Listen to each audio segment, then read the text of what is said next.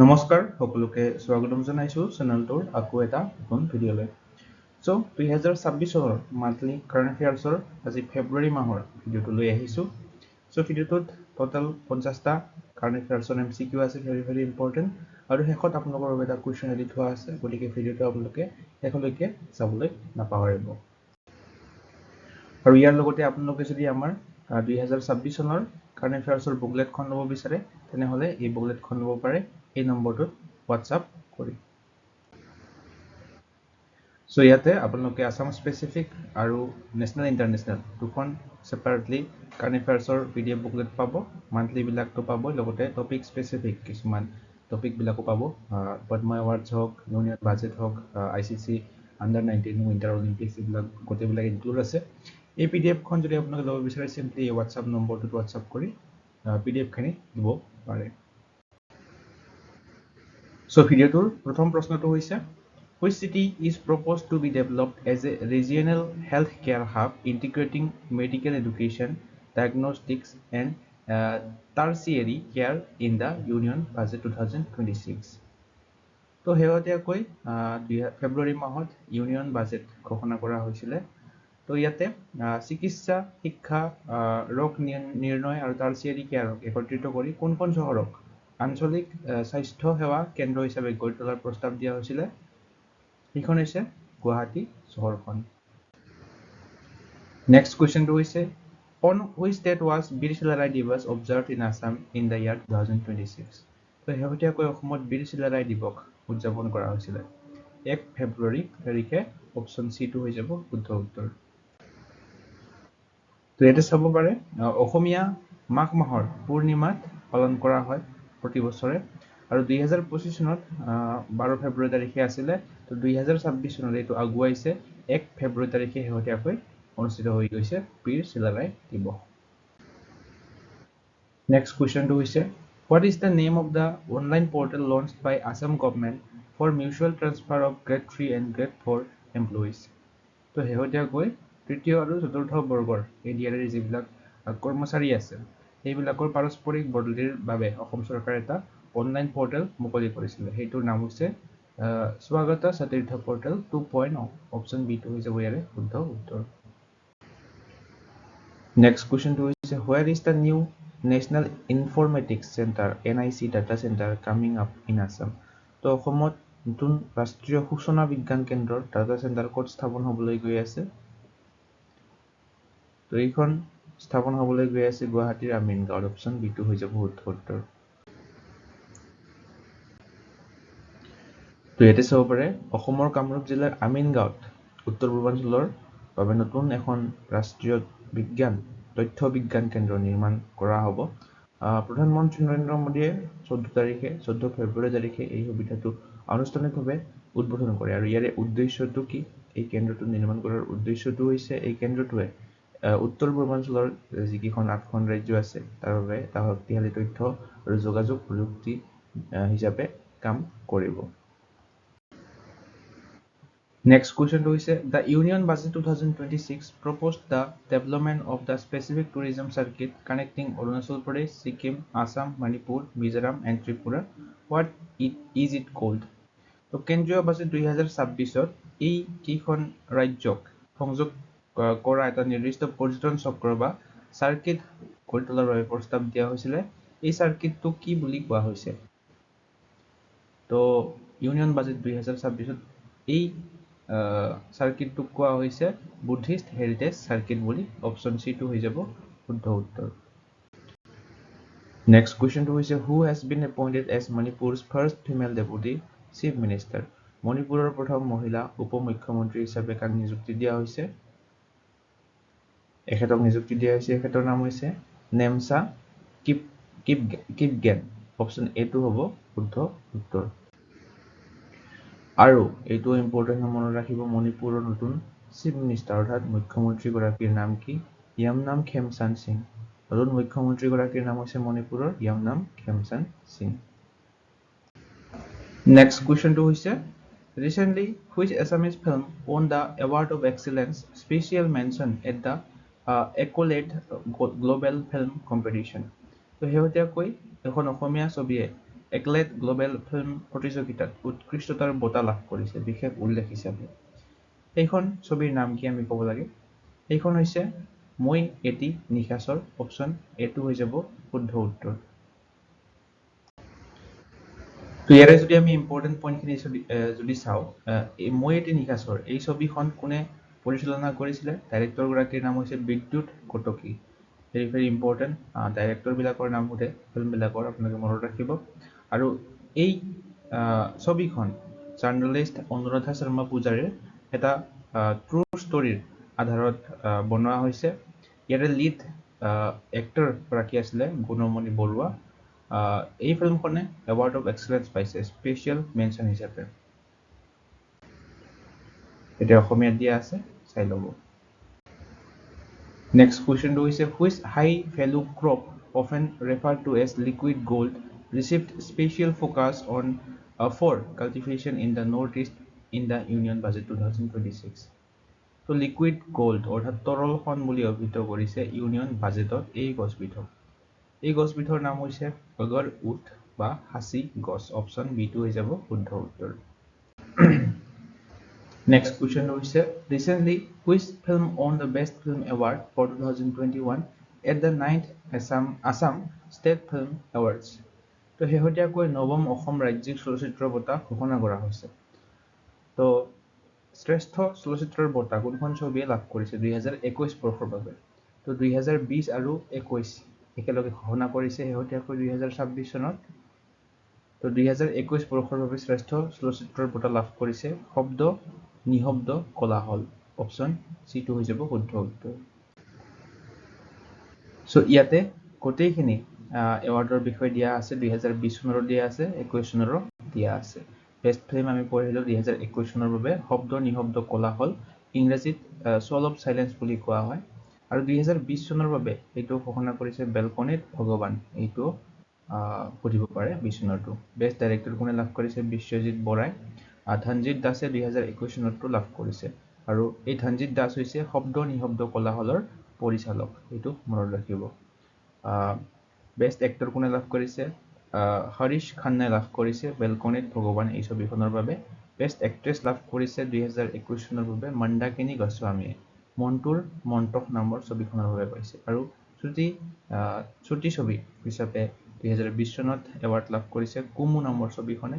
আৰু 2021 চনৰ বাবে শগুন নামৰ এই ছবিখনে লাভ কৰিছে। আৰু ইয়াৰ উপৰিও স্পেচিয়েল ৰিকগনিশ্যন অৰ্থাৎ বিশেষ স্বীকৃতি আৰু আজীৱন কৃতিত্বৰ বাবেও এৱাৰ্ড কেইটামান প্ৰদান কৰা হৈছিলে।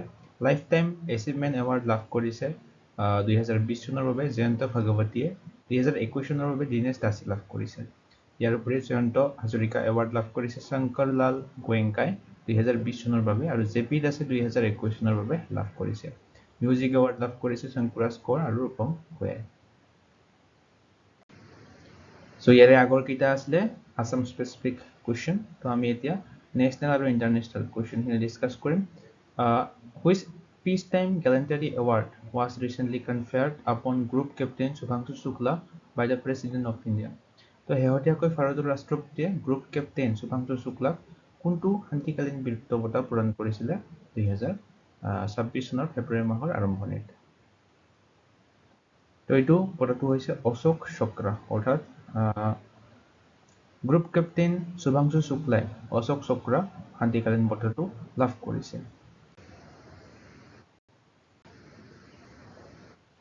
নেক্সট কুৱেশ্যনটো হৈছে which state is the largest producer of wool in India as per 2026 data.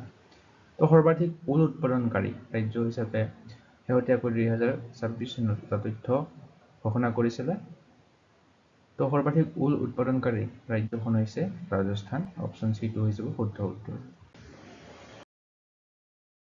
লগতে এই ভিডিঅ'টো চাই যদি আপোনালোকৰ সহায় হোৱা বুলি ভাবে তেনেহ'লে আপোনালোকে লাইক বটনটোত ক্লিক কৰি ইয়াতে এটা হাইপ বটন দেখা হ'ব, ইয়াতে ক্লিক কৰিব নাপাহৰিব। ইয়াতে ক্লিক কৰি হাইপ কৰি দিব। নেক্সট কুৱেশ্যনটো হৈছে what is the India's rank in the network readiness index NRI 2025। Network readiness index 2025ত ভাৰতৰ স্থান কিমান?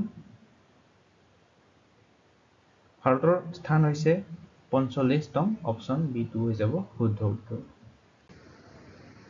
সো ইয়াৰ ইম্পৰ্টেন্ট পইণ্টখিনি যদি চাওঁ ভাৰতে 127খন দেশৰ ভিতৰত 45তম স্থান লাভ কৰিছে নেটৱৰ্ক ৰেডিনেছ ইনডেক্সত যোৱা বছৰ অৰ্থাৎ 2024 চনত 49তম স্থান আছিলে এই বছৰ 4টা স্থান আগুৱাই গৈছে ভাৰত আৰু ভাৰতৰ বৰ্তমান স্কৰটো হৈছে 2026 চনৰ 54.43 Next question is on which date is World Wetland Day celebrates? So World Wetland Day প্ৰতি বছৰে পালন কৰা হয় বিশ্ব জলাশয় দিৱস অসমীয়াত এইটো পালন কৰা হয় প্ৰতি বছৰে ফেব্ৰুৱাৰীৰ 2 তাৰিখে অপচন B2 হৈ যাব ইয়াৰে শুদ্ধ উত্তৰ সো বৰ্তমান ভাৰতৰ টোটাল ৰামসাৰ সাইট কিমান আছে যদি আমাক সোধে আমি ক'ব লাগিব 98খন ফেব্ৰুৱাৰী মাহ অনুসৰি এতিয়াকৈ দুখন নতুন কৰি এড কৰা হৈছে উত্তৰ প্ৰদেশ আৰু গুজৰাট ৰাজ্যখনত এই দুখন হৈছে পাটনা বাৰ্ড চেংচুৰী উত্তৰ প্ৰদেশৰ আৰু গুজৰাটৰ সাহাৰী ঠাণ্ড 2026 চনৰ থিমটো মনত ৰাখিব world wetlands day wetlands and traditional knowledge celebrating cultural heritage Next question is which bank became the first in India to launch a digital currency based saving accounts in 2026 তো 2026 চনত ডিজিটেল মুদ্ৰা ভিত্তিক সঞ্চয় একাউণ্ট মুকলি কৰা ভাৰতৰ প্ৰথমটো bank কোনটো প্ৰথম বেংকটো হৈছে RBI অৰ্থাৎ reserve bank of India Next question is what is the position of India in Stanford University's 2025 Global AI অর্থাৎ Artificial Intelligence Vibrancy Ranking তো AI Vibrancy Ranking এই স্ট্যানফোর্ড বিশ্ববিদ্যালয় ভারতের স্থান লাভ করেছে তৃতীয়তম ফার্স্ট পজিশন লাভ করেছে আমেরিকায় দ্বিতীয় স্থান চাইনা তারপর আমার থার্ড হইছে Bharat Next question is what is the rank of India in the 2025 Corruption Perception Index 2025 চনৰ দুৰ্নীতি ধাৰণা সূচকাংক শেহতীয়াকৈ ঘোষণা কৰিছে ভাৰতৰ স্থান কিমান 91st অপশ্যন B2 হৈ যাব শুদ্ধ উত্তৰ তো 182খন দেশৰ ভিতৰত ভাৰতে 91তম স্থান লাভ কৰিছে এইটো কোনে ৰিলিজ কৰে এই কাৰাপচন পাৰসেপচন ইনডেক্সটো ট্ৰান্সপাৰেন্সি ইন্টাৰনেশ্যনেলে এইটো ৰিলিজ কৰে আৰু ভাৰতৰ স্কৰটো মনত ৰাখিব 100ৰ ভিতৰত 39 মাত্ৰ যোৱা বছৰত কৰি অলপমান ইমপ্ৰুভ হৈছে স্লাইটলি তো ইয়াতে চাব পাৰে টপ ৰেংক কৰা কাউন্ট্ৰিখন মনত ৰাখিব ডেনমাৰ্ক দ্বিতীয় স্থান লাভ কৰিছে ফিনল্যান্ড তৃতীয় স্থান সিঙ্গাপুৰে লাভ কৰিছে আৰু আটাইতকৈ লাষ্ট অৰ্থাৎ 181তম স্থান লাভ কৰিছে সাউথ সুদান আৰু আমি পঢ়িলো ভাৰতে কিমান লাভ কৰিছে 91তম স্থান লাভ কৰিছে ভাৰতে Next question is recently India's first musical road has been introduced in which city? তো আপোনালোকে নিশ্চয় দেখিছে ভাৰতৰ প্ৰথমটো সংগীত পথ বা মিউজিকেল ৰোড মুম্বাইত উদ্বোধন কৰা হৈছে আৰু ইয়াৰ লগতে আপোনালোকক জনাও যে আপোনালোকে যদি কাৰেণ্ট এফেয়াৰ্ছৰ 2026 চনৰ PDF বুকলেট দুখন আমাৰ চেনেলটোত ল'ব বিচাৰে তেনেহলে এই WhatsApp নম্বৰটোত WhatsApp কৰি আপোনালোকে এই বুকলেট দুখন ল'ব পাৰে আৰু জানুৱাৰীৰ পৰা এপ্ৰিল মাহলৈকে আপোনালোকে আপডেট পাব এই WhatsApp গ্ৰুপটোত আপোনালোকে WhatsApp কৰিব 50 টকা পে কৰিব লাগিব তাৰ পিছত এই গ্ৰুপটোত আপোনালোকক এড কৰা হ'ব যত আপোনালোকে মান্থলি আৰু টপিক ওয়াইজ আপডেট বিলাক পাই থাকিব Next question is which state has become the first in India to adopt a comprehensive urban policy?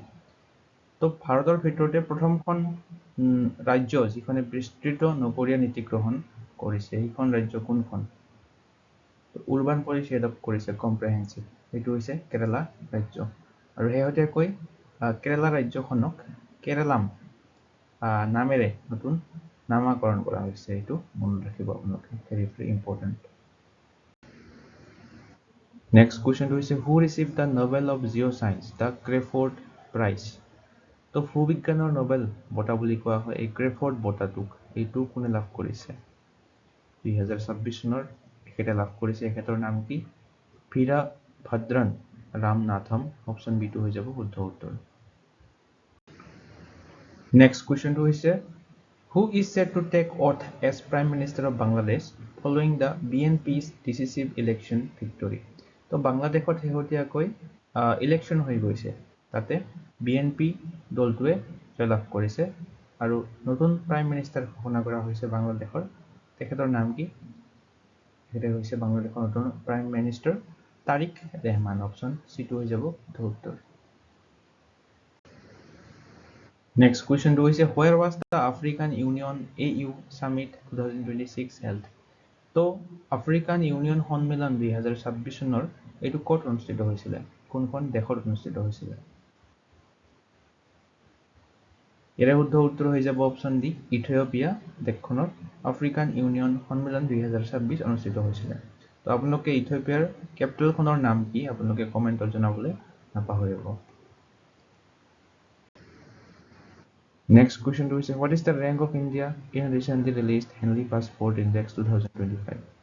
তো শেহতীয়াকৈ প্ৰকাশিত হেনলি পাছপোৰ্ট ইনডেক্স 2026ত ভাৰতৰ স্থান কিমান তো হেনলি পাছপোৰ্ট ইনডেক্স 2026ৰ বাবে ভাৰতৰ স্থান হৈছে 75 অপচন A2 হৈ যাব শুদ্ধ উত্তৰ তো ইয়াতে চাব পাৰে ফাৰ্ষ্ট ৰেংক কোনে লাভ কৰিছে ছিংগাপুৰ দেশখনে দ্বিতীয় স্থান জাপান তৃতীয় স্থান সাউথ কোৰিয়া ভাৰতে 75th স্থান লাভ কৰিছে আৰু আফগানিস্তান হৈছে লাষ্ট 101ম স্থান লাভ কৰিছে হেনলি পাছপোৰ্ট ইনডেক্সত Next question is what is the theme of World Government Summit 2026 বিশ্ব সরকার সন্মিলন 2026 চনৰ বিষয়বস্তুটো কি তো ইয়াৰ বিষয়বস্তুটো আছিল shaping future governments option B টু হৈ যাব শুদ্ধ উত্তৰ তো 3 ৰ পৰা 5 ফেব্ৰুৱাৰী তাৰিখে অনুষ্ঠিত হৈছিল World Government Summit 2026 ডুবাইত অনুষ্ঠিত হৈছিল Next question to is India has designated as the country of the year at which global organic trade fair in 2026 তো শেহতীয়াকৈ বছৰৰ শ্ৰেষ্ঠ দেশ হিচাপে মনোনীত হৈছে আমাৰ ভাৰত দেশখন কোনটো বিশ্বব্যাপী জৈৱিক বাণিজ্য মেলাত তো এইটো হৈছে বায়োফেক গ্লোবাল অৰ্গেনিক ট্ৰেড ফেয়াৰ যিটো জাৰ্মানীত অনুষ্ঠিত হৈছে 2026 চনৰ Next question is according to the Global Innovation Index 2025 which country become world's largest spender on R&D Global Innovation Index অনুসৰি গৱেষণা আৰু উন্নয়নত বিশ্বৰ সৰ্বাধিক ব্যয় কৰা দেশ কোনখন হৈছে Research and Development হৈছে ফুল ফৰ্ম R&D তো এইখন হৈছে চাইনা দেশখন অপচন বি2 হৈ যাব শুদ্ধ উত্তৰ Next question to is tropical cyclone Gezani recently caused destruction in which country তো সাইক্লোন গেজানি নামৰ এইটো এটা গ্ৰীষ্মমণ্ডলীয় ঘূৰ্ণীবতাহ হৈ গ'ল এখন দেশত এই দেশখন কোনখন আমি ক'ব লাগে এই দেশখন হৈছে মাডাগাস্কাৰ অপচন বি2 হ'ব শুদ্ধ উত্তৰ তো আপোনালোকে মাডাগাস্কাৰৰ কেপিটেলখনৰ নাম কমেন্টত জনাবলৈ নাপাহৰিব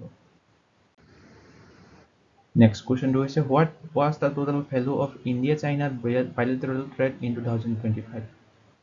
তো ভাৰত চীন দ্বিপাক্ষিক বাণিজ্যৰ মূল্য কিমান আছিল 2025 চনৰ এইটো আছিল $155.6 billion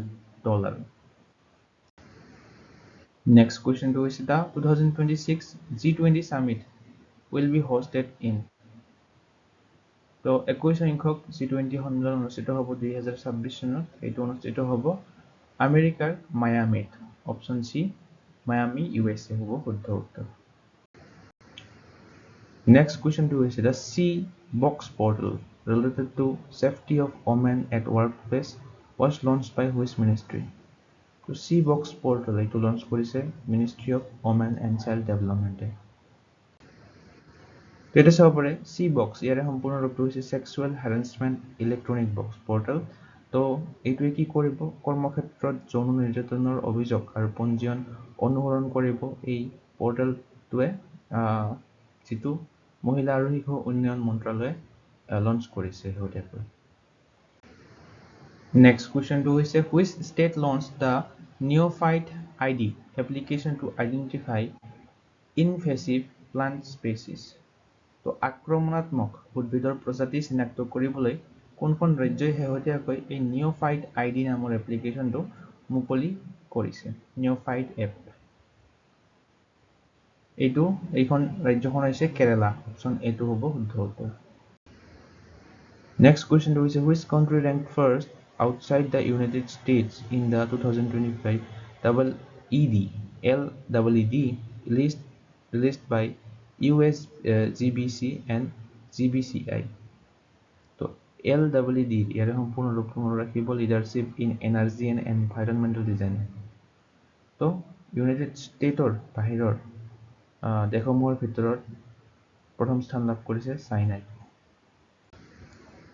Very important point here today we saw USGBC সম্পূৰ্ণ ৰূপটো হৈছে US Green Building Council আৰু GBC এৰ সম্পূৰ্ণ ৰূপটো হৈছে Green Business Certification INC এই দুটা কোম্পানী ৰিলিজ কৰিছিল LEED লিষ্ট 2025 চনৰ বাবে তো চাইনাই শীৰ্ষস্থান লাভ কৰিছে তাৰ পাছত ভাৰতে সেকেন্ড স্থান লাভ কৰিছে এইটো মনত ৰাখিব ভাৰতে দ্বিতীয় স্থান লাভ কৰিছে তৃতীয় স্থান কানাডাই লাভ কৰিছে Next question to is what is mold book recently seen in the news? শেহতীয়াকৈ বাতৰিত দেখা পোৱা এই mold book টো এটা কি হয় চাৰিটা অপচন আমাক দিয়া আছে এই mold book টো হৈছে এটা social network AI এজেন্ট বিলাকৰ বাবে অৰ্থাৎ AI এজেন্ট সকলৰ বাবে এটা social network mold book মনত ৰাখিব এইটো Next question to is who is the author of the autobiography 4 Stars of Destiny 4 Stars of Destiny নামৰ আত্মজীৱনীখন কোনে লিখিছে হেহতিয়াকৈ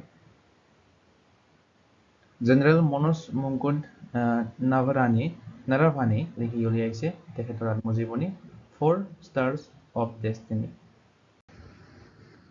Next question to is which Indian state became the first to introduce a separate elderly budget in fiscal year 27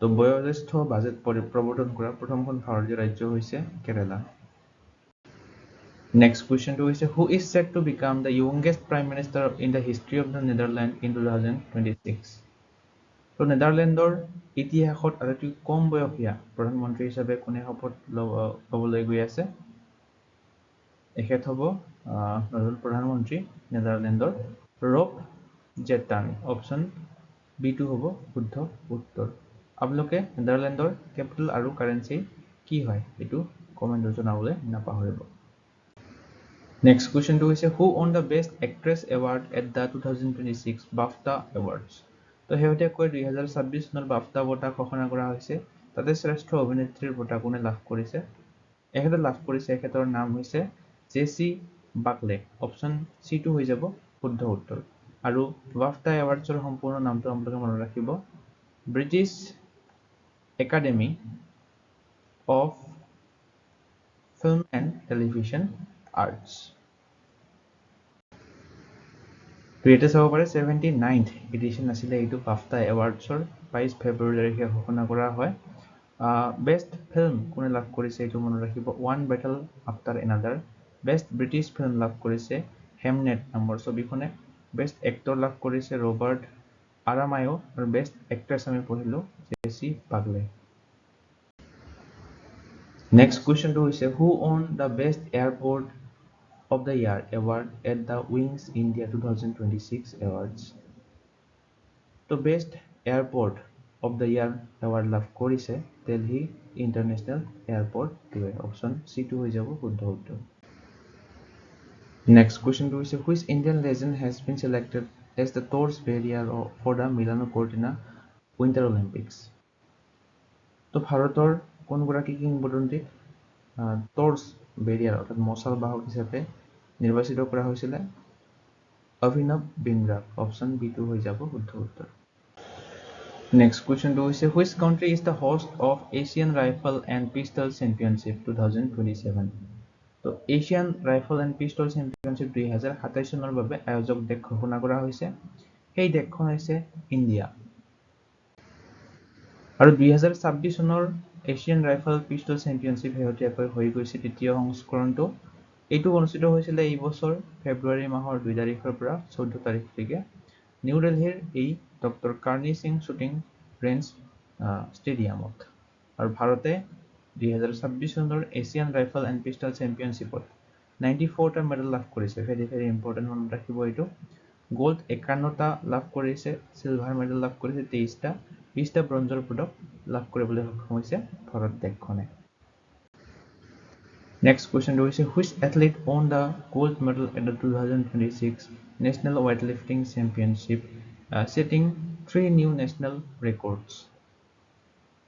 2026 চনৰ ৰাষ্ট্ৰীয় ভাৰোত্তোলন চেম্পিয়নশ্বিপত স্বৰ্ণ পদক লাভ কৰিছে মীৰাবাই চানুৱে। এটা চাব পাৰে অলিম্পিকৰ ৰূপক পদক বিজয়ী মীৰাবাই চানুৱে 2026 চনত উত্তৰ প্ৰদেশৰ মদিনগৰত অনুষ্ঠিত হোৱা ৰাষ্ট্ৰীয় ভাৰোত্তোলন চেম্পিয়নশ্বিপত মহিলাৰ 48 কেজি শাখাত স্বৰ্ণ পদক লাভ কৰে। মনত ৰাখিব 48 কেজি কেটেগৰীত তেখেতে গোল্ড মেডেল লাভ কৰিবলৈ সক্ষম হয়। নেক্সট কুৱেশ্যনটো হৈছে who won the Australian Open 2026 men's single title? Australian Open 2026 পুৰুষৰ একক খিতাপ কোনে জয়লাভ কৰে? তো AO 2026 ৰ বাবে ছিংগল টাইটেলটো লাভ কৰে কাৰ্লছ আলকাৰেজ। অপশ্যন C2 হ'ব শুদ্ধ উত্তৰ। এখেতে হৈছে কাৰ্লছ আলকাৰেজ। সো মেন্সৰ ছিংগল টাইটেল লাভ কৰে কাৰ্লছ আলকাৰেজে আৰু ৰানাৰ্ছ আপটো মনত ৰাখিব নোভাক জকোভিচ আছিলে ৰানাৰ্ছ আপ। এখেত হৈছে নোভাক জকোভিচ।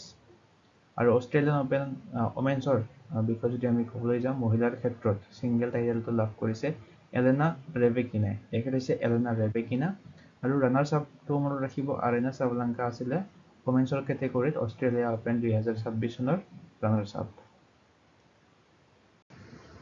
নেক্সট কুৱেশ্যনটো হৈছে where is the Asian Rifle and Pistol Shooting Championship 2026 being held?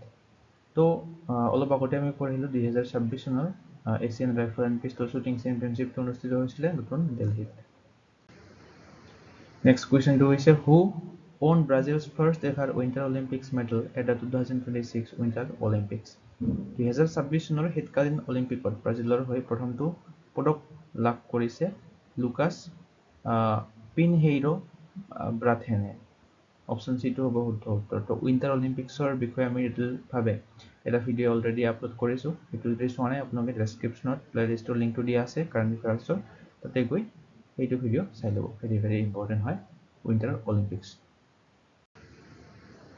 Next কুৱেশ্যনটো হৈছে who won 79th national football championship for the Santosh trophy in February 2026?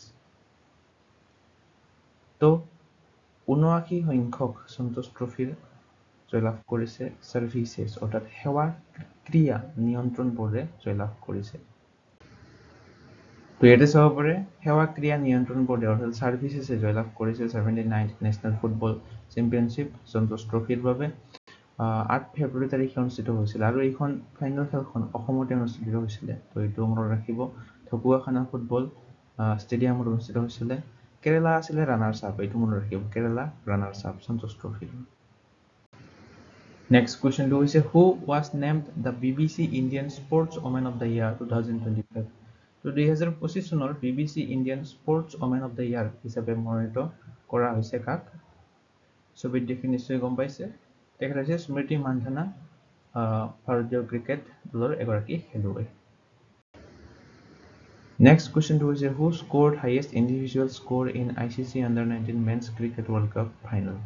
Very very important question হয়।